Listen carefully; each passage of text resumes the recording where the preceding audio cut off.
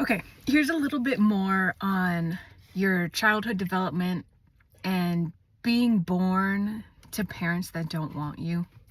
Like, this impacts you on such a deep level, and I'm making this video because someone commented on one of my past videos about her beliefs being formed by being in utero and knowing she wasn't wanted. And like, it just kind of like snapped for me because this was also my story. Like, and if you are out there anywhere, a child, you know, like, we know when our parents don't want us. We, like, the kids always know. And even if when you don't know, it's buried there. Like, it's there. It's always a program running in your, like, in your mind. You got a little window open that's like, your mom and dad didn't want you. They didn't want you. They didn't want you. Nobody wants you. Like, and this is a program that runs throughout your life, that will taint your life, your entire life, until you really face it, look at this, and like really like connect with that.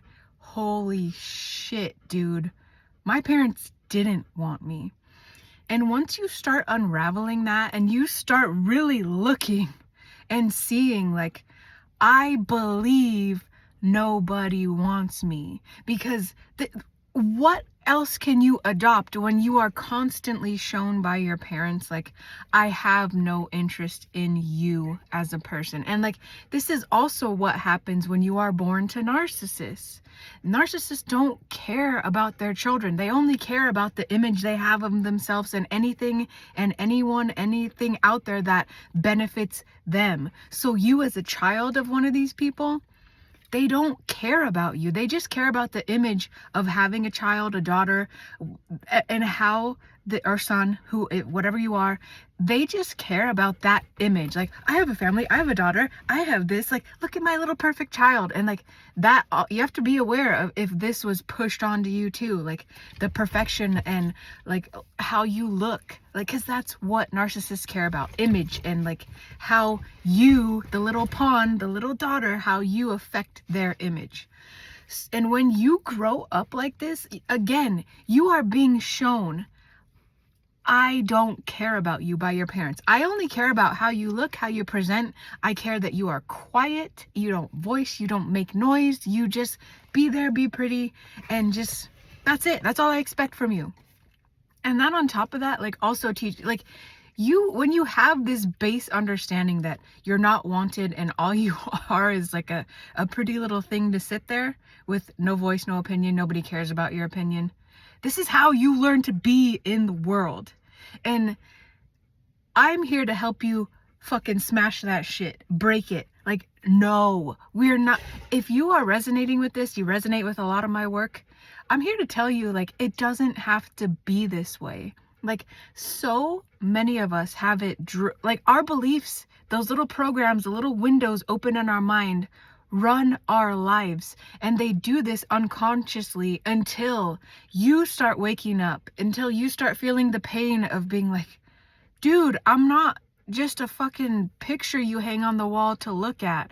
I'm not just this thing to be used and shat on and like never checked in on, never loved, never poured into. Like, when you start awakening to all this stuff and how you've been treated, and when you start realizing my parents were not capable, they were not capable, and I have all these deficiencies because of them. And you know what? I am going to blame parents for now, because you know what?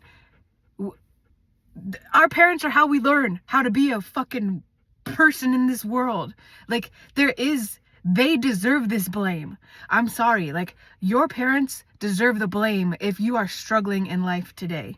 And I'm not saying like I place all the blame on parents and now like that's game over, I'm just gonna live like the same dodo I've been raised to be. Like, no. I teach, yes, parents are to blame, and now it's our jobs, it's your jobs, the suffering, struggling child, which I know this sucks. It's our jobs now to fix and heal this bullshit, because nobody else is going to. Nobody else is going to swoop in and raise you now. If you're 20, 30, pushing on 40, 50, 60, 70, it doesn't matter. If you are in the higher ages, nobody is coming to raise you and show you your worth now. It's the sad and honest truth, but it's our jobs as the survivors of this crap to like see the damage our parents have done, and now we have to. It's almost like time traveling, because that hurt inner child, that hurt little girl, little boy within you, he is still kicking and screaming and begging to be seen as worthy. She's begging to find her worth, her self-esteem, like whatever it is that you are dying for. You now, as this awakening, blooming, growing person, growing out of all the trauma, all the neglect, of all these programs that tell you you're not worthy, you don't deserve a good life, you'll never be happy. Like, you have to become aware of the little tabs open in your mind, and you have to start figuring out and telling them no, especially if you want to experience something different. Like, I am here to help people who want to create change in their lives, who want to create truly loving and nurturing relationships between your highest self, your present self today, any self along your journey, but especially between the you that is growing, building awareness, helping that higher version of you connect to that hurt, underdeveloped child that is within you, still begging and hoping and pleading that mom or dad is going to show up.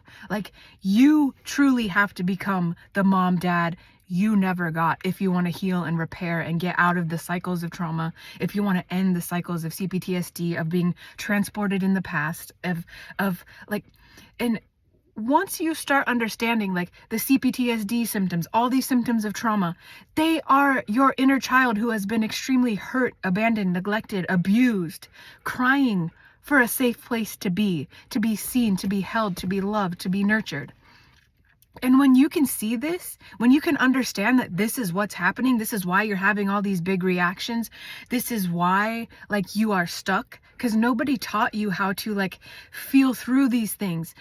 And if you've been gaslit and mentally destroyed, like, you don't trust what you feel, you don't trust yourself, you don't know yourself, and you have to start like tiptoeing into your feelings and being like, I feel like dog shit. I feel sad. I feel depressed. I feel numb. I don't feel anything. Whatever it is for you. I went through like numbness. I didn't know how to feel. I had to teach myself how to feel because my narc parents, feelings were the F word in our family. Don't touch it with a 10-foot pole. We don't do feelings here. And when you can't feel, you are one, easily controlled. You will never escape because your feelings are what helps you get out there. Like, your feelings help you create boundaries. When you pay attention to what you feel, and when you don't feel good, you start understanding the things that attribute to you not feeling good. Like, constantly being told you don't feel that doesn't matter, you don't matter. When you start noticing people that can't hear you, can't see you, and you start understanding like, I'm not seen here. I'm not loved here. I gotta go. This is a sign for me to go, not a sign for me to stay and push and try harder to get them to see me. Like, you seriously have to unravel, pick apart, you have to deconstruct your entire, what you've been taught, what you believe, what you think on this trauma recovery journey. And this is where I step in to help you deconstruct and rebuild something that is stable, and secure. And like this is what you have to do if you want to recover. Like, there is no way around it. You cannot serve two masters. You cannot be the neglected, traumatized you and be thinking all of these, I'm going to be left, nobody wants me, nobody cares about me. You cannot run at these programs and create a life that feels better. Because when you're running at these neglect, abuse, I'm going to be hurt, blah, blah, blah, the past is going to repeat. When what you think and what you believe creates your life. Like, those thoughts and beliefs are like broadcasting and helping you create your life. And if you don't know this, if you don't understand this, nothing will change. Like, you can't keep thinking they're gonna leave me, they're gonna abandon me. Like, when that's your base running program, you have to be like, okay, I believe everyone is going to leave me. So, and like, this is the hardest part of the work. You have to now, like, so those thoughts, I'm going to be left, nobody is going to be there for me, nobody sees me, nobody wants me. That's your base running program. And that is also your inner child. Like, your inner child truly believes this. You believe this in your core. I will be left. Nobody sees me. Nobody cares about me. And you believe this because this is what your parents, your family actively showed you from birth to age 7. This is where your belief, that's that period through which your beliefs are formed and your nervous system is formed. So everything within you is running at this program. And this is a little caveat here. You can change any belief pattern, any belief system, and your nervous system within you. But to do this, you have to know how to feel. You have to know how to create safety in your life.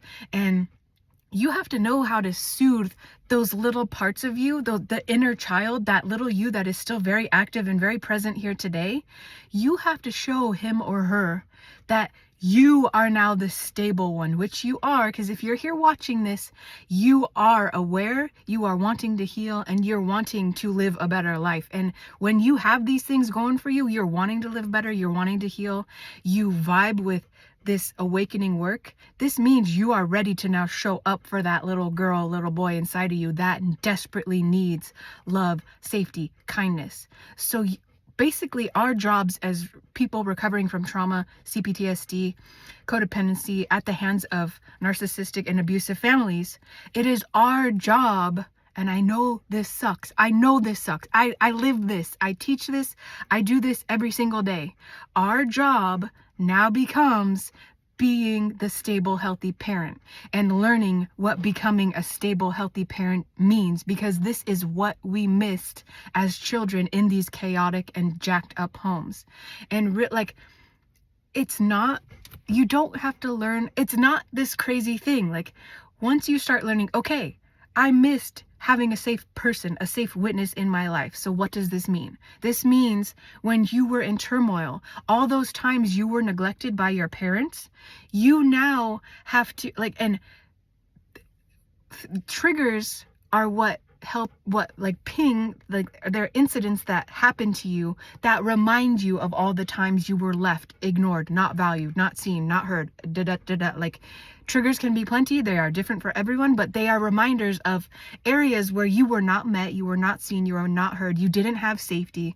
So you have to learn via your triggers what was missed and what you needed. And in present day, like the right now time, when you're triggered, you have to meet that hurt little child and give them what they needed, what was missed in the past. And most times this is a stable, safe witness that lets that little hurt part of you speak, say things like, I'm hurt. It really hurt me when mom and dad left. It hurt me that my mom and dad never had any interest in me, my life, my what I wanted, my interests. Like, it was terrible when I couldn't get their attention, when they were too involved in whatever their stuff was, be addiction, work, they're tired, their own trauma that they were not addressing, assessing, or healing, or working with. Like, you have to admit to yourself the pain and you have to feel it. Like, there's no way around that issue. Like, you cannot move forward if you're still burying things from the past. And you will know if you're burying things,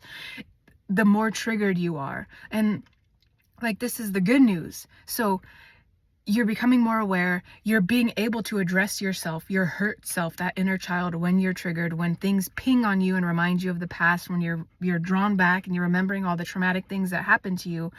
The more you're able to meet those hurt parts of you, your hurt inner child, you're undoing a lot of the programs that showed you, I will never be met, nobody cares about me. You're slowly developing and raising that inner child to know and understand that, I will be met, and you're met by you. I never know if this is coming across. Do you guys understand what I'm trying to drop down here? Please say something in the comments if this is making sense or if it's not. But you have to be the one that now raises up healthily your inner child. And this is how you end the traumatic cycles, because you are showing little you I am here for you. I'm not leaving you. I care about how you feel. I care about the things you want. I care about meeting your needs. And when you do this enough, and I mean, like, you will have to repeat this an infinite amount of times. Like, this trauma healing, trauma recovery work is not a one and done job. Like, I've been doing this for 10 years, and over these 10 years I have, like, you don't stop. Like, there is no stopping for us. To effectively reprogram your mind, you have to keep feeding it healthy things that show your nervous system and your inner child that it's safe to be seen, it's safe to be heard. I'm safe to feel what I feel. I will not be abandoned. And this is what slowly, like, you're creating new neural pathways in your mind. And for many of us, we walk down these same neural pathways that again have been programmed into us since birth. The I'm not going to be met, nobody cares about me. But once you start healing, you're walking down these new pathways. Your brain is literally forming new connections, and you teach your brain every time you meet yourself where you were previously abandoned, you're like carving a new pathway. And the more you go down the pathway of I will be met, I am seen, I am safe, I am cared for, I can take care of me, the trauma patterning, it lessens. Because, and this is like an example of, you cannot serve two masters. If you're serving your past trauma, you're only going to get more trauma, and you're making these pathways stronger. So when you start walking, like, I don't know why I'm doing this left and right thing, but I hope this helps. The more you walk on this path where you are committed, you are decided that I will not be abandoned, I am not repeating these trauma cycles any longer, these new neural pathways become stronger and stronger and stronger. And every time you meet yourself, you're showing yourself, I'm worthy. You're building your self-esteem, you're building your self-confidence, and you start generating new energy and new life. Like, this is how, when you start serving the new master of I will be met, I am not living this trauma anymore, I will not neglect me, I am important, I will take care of me, I will take care of my feelings. These new pathways become so much stronger, and what used to be your autopilot because you didn't know any better, this new way of life slowly becomes your new autopilot, where you are knowing and understanding, like, I will be met because I always meet me. I care about me. And the more you do this, and as you travel out in life and you come across people who ping on the old ways, you're going to understand that, like, if they're not seeing you, they're not meeting you, they're not caring about you the way you do, they're not your people. And that breaks your repetition of the trauma cycle of trying, like, when you work from your old past, you're constantly trying to get love, attention, validation, safety from unavailable people, because that's what you were raised in and that's what you know. And in recovery, we're trying to know something different. We're trying to know health and wealth and well-being and emotional stability, emotional security. And the more you choose that new way of being, it becomes normalized until it surpasses the neglect and the trauma and the abuse. And this takes time, and this is the dance you go through as a recovering person, recovering from trauma, CPTSD, and codependency. Like, you will flop back and forth, and this is normal. Like, there's nothing wrong with you if you, like, and I'm telling you this because this is what I didn't know. I thought I was just doing everything wrong because I couldn't stay over here. And this makes sense because literally, to live differently, we are fighting for our fucking lives against this shitty programming that is our normal, that we were born with. And sometimes, like, you think you can't escape it, but you can. You will never get to health and breaking the trauma cycles if you think you're doing it wrong. Like, and you cannot let those thoughts win, basically, is what I'm trying to say here. Like, you are doing it right, and it's going to feel like you're doing everything wrong because, again, we're out here trying to create a whole new life for ourselves, things we don't know, things we've never experienced, because all we know is this crappy programming that these screwed up people installed in us.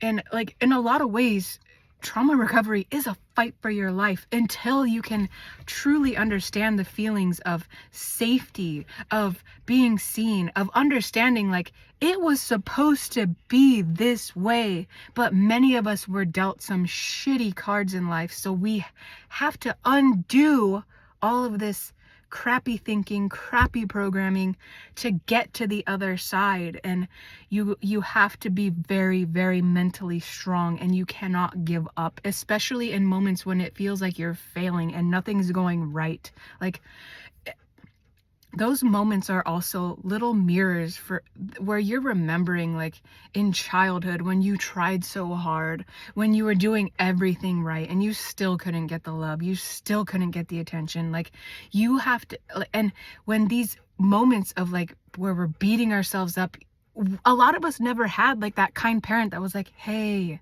be easy on yourself. You're relearning and rewiring your entire brain. Like, recovery is also learning to speak to yourself in a kind and loving manner, because so many of us did not have this. Like, you have to relearn everything, freaking everything, and it feels like a pain in the ass, and it is a pain in the ass, and it's especially ass kicking when you start seeing how different your life could have been, when you start treating yourself kindly, you start treating yourself and living out of a healthy mindset, a healthy viewpoint. Like, moral of this part of the story is to be gentle with yourself, be that kind and loving parent you never got, and that makes it easier for you to transition over to the healthier side. Be like, yeah, things have been hard for a really long time, but you know what? I am committed to living better.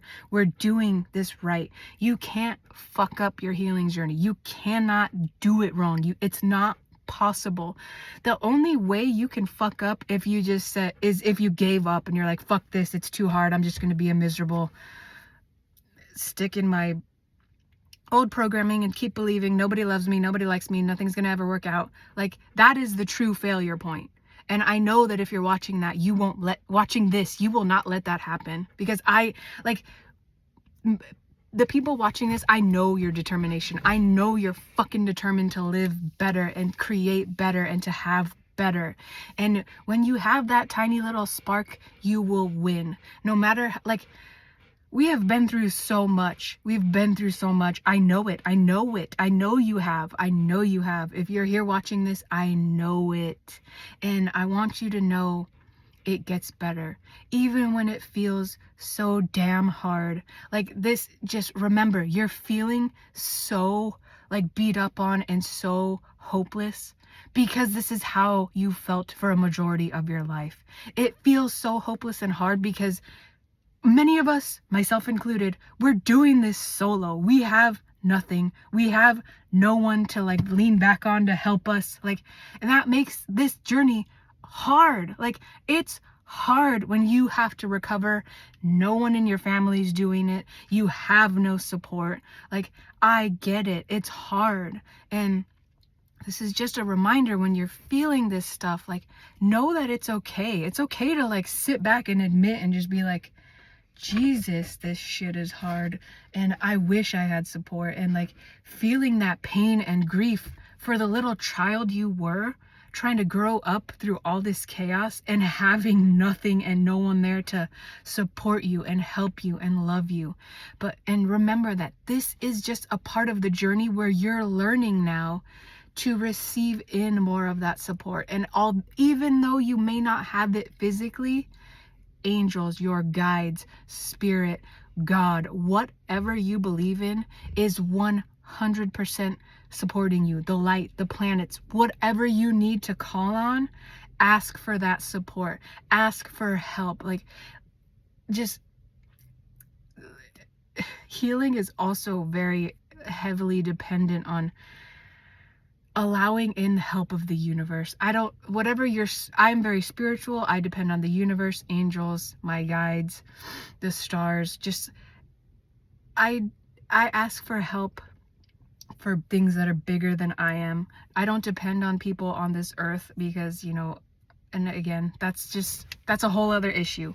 But when you're first starting out, if you vibrate with angels, if angels feel good for you, if space feels good for you, if stars, comets, space rocks, what are they? Asteroids feel good for you. Like, ask for help from the universe and see what happens. Like, play with that. Play with inviting in support, even when you don't have any, because this is how you teach yourself to receive the support. And whether you know it or not, you doing this healing work is you receiving your own support.